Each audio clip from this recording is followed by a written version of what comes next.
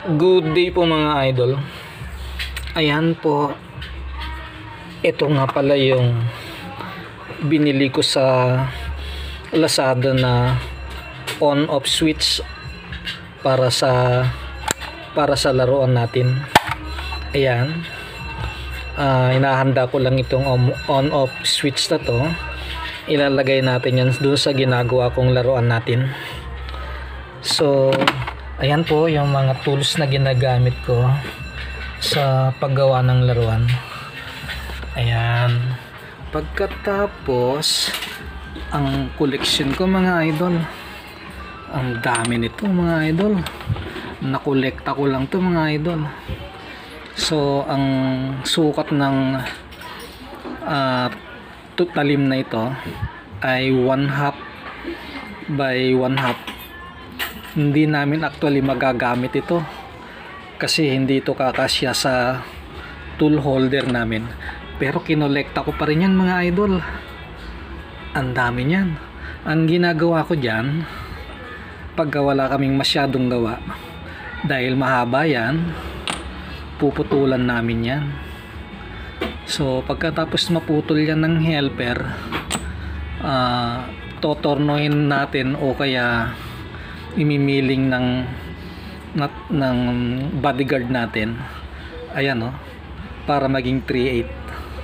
So yung 1/2 na collection natin na Tonga tip o carbide ay napapaiksi natin para magkasing haba na lang yan, at saka nababawasan natin ng dalawang side, at para maging 3/8 na lang siya at kumasya na sa tool bit holder natin. So yan po, nakakatuwa lang po mangolekta. Ang dami kong collection mga idol. Ang daming carbide niyan. Pagkatapos, ito po ang collection ng aking hantam. Ang isang tray nakalagay MM Japan. So ang laman niyan ay puro metric, puro millimeter. Halimbawa ito 10 by 1.5, so millimeter yan. Tapos ang isang tray inches USA. Yan, ang example natin dyan ay ito. Ayan, ano yan, 5, ano ba yan? Hindi mabasa. Ayun, nabasa na. 516 ano ba yan? Tama, 516 UNC 18 TPI. Ayan. Yan ang example na tray natin na inches USA.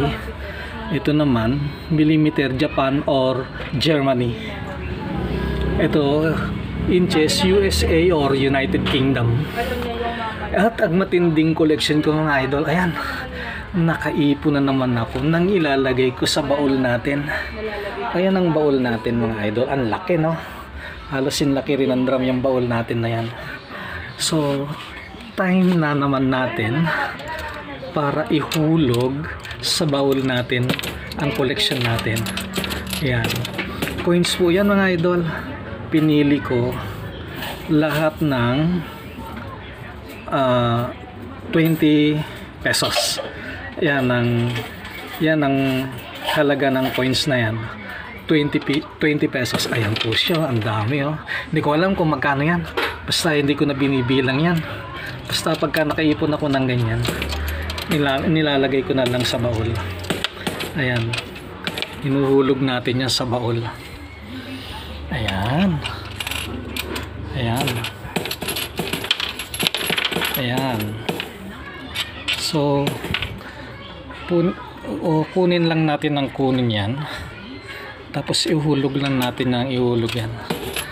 So hindi ko lang alam kung kailan mapupuno ang baul na to.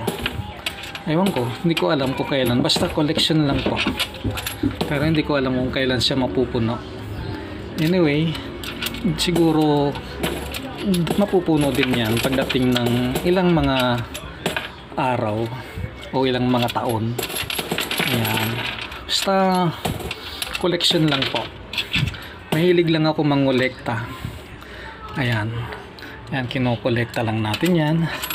Tapos nilalagay natin sa ating baul. Ayan. So hindi natin alam kung kailan mapupuno yan. So ang target, saka na lang natin bubuksan ng baul na yan in case of emergency. Pero kung wala namang emergency, nakatago lang po yung collection natin na yan. So walang halo yan mga idol, puro 20 pesos coins.